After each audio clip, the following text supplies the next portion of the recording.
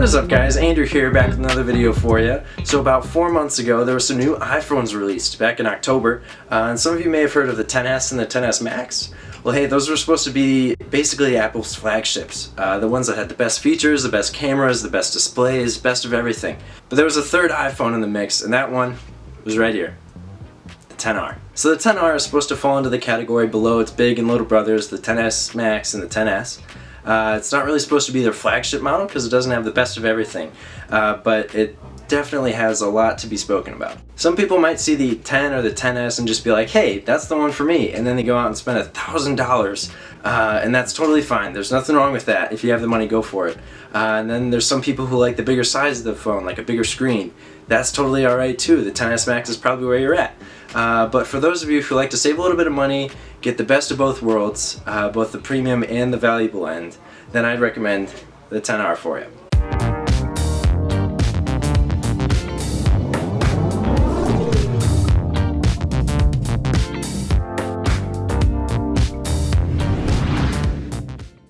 So first up is the price. Something that I find really interesting about it is that it's $750, which is really nothing to sneeze at.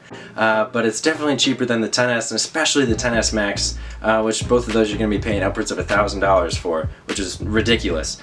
So it's definitely a good value for the money. So when it comes to performance, the XR is no slouch at all. It comes with the same processor, the same A12 processor that is in the XS and the XS Max, so it's definitely going to be fluid and smooth every time you open applications, every time you open up the camera, you're going to be able to take a picture quickly.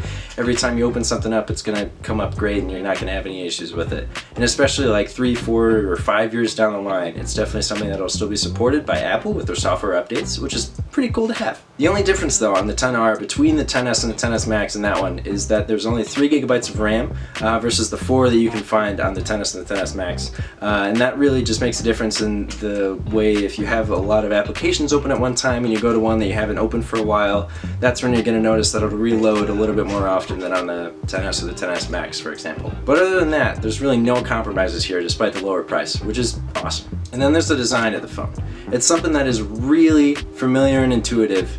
Even without that home button, it's definitely still something that I got used to pretty quickly. So if you're stepping up from the iPhone 8, the iPhone 7, even way back as like the 6 or the 5S, for example, you're definitely going to notice that not having a home button is a pretty big difference. But it personally only took me like a day or two to get familiar with it and to get really accommodated and to figure everything out. So the selection of colors on the iPhone XR is something that you're going to find is really widespread.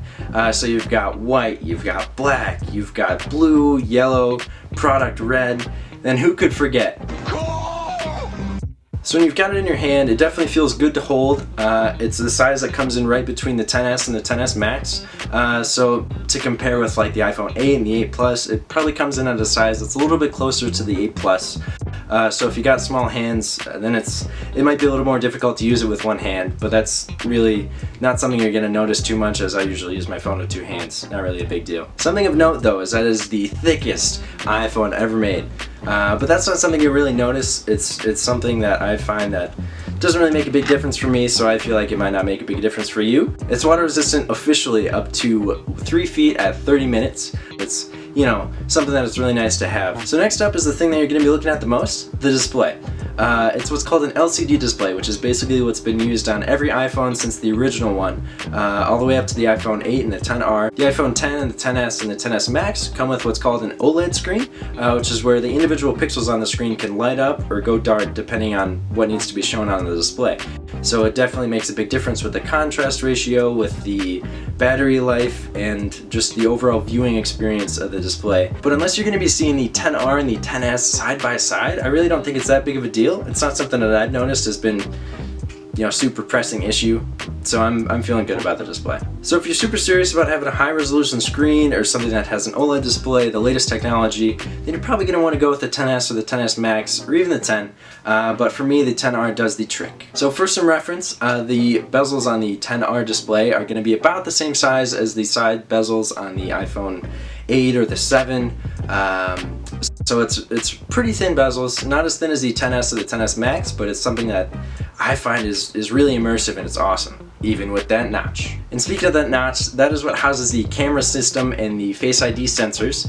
So Face ID is something that I found was really easy to get used to. It's really intuitive once you get past to the point of not having your fingerprint on the display to log in with Touch ID. So compared to Touch ID, it's a little bit slower, but it's more reliable, I would say. With Touch ID, your finger, if it were dirty or if it were wet, the phone wouldn't always recognize it. But with Face ID, you can have completely wet hands and it'll just scan your face and you'll be in. You can be wearing glasses, a hat, a wig, whatever you want to wear. Next up is the camera on the XR.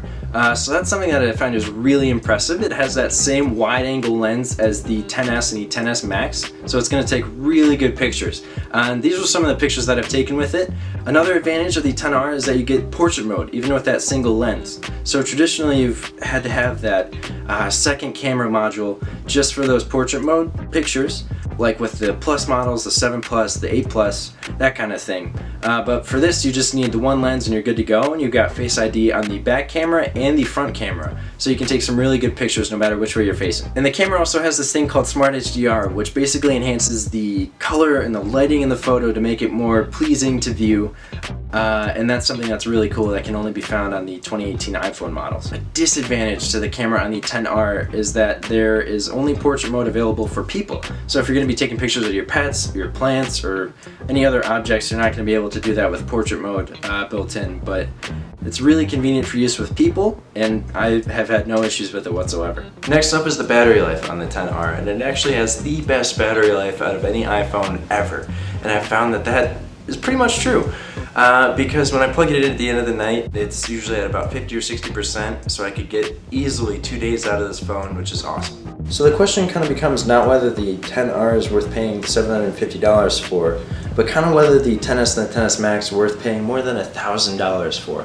And the XR is actually an awesome phone, and I feel like I've had no issues with it whatsoever, so I can really highly recommend it for anybody looking to upgrade from an older iPhone or even an Android phone. Alright, thank you guys for watching so much. I really appreciate it. Hope to see you guys in the next video. Thank you again. Have a good day. Peace.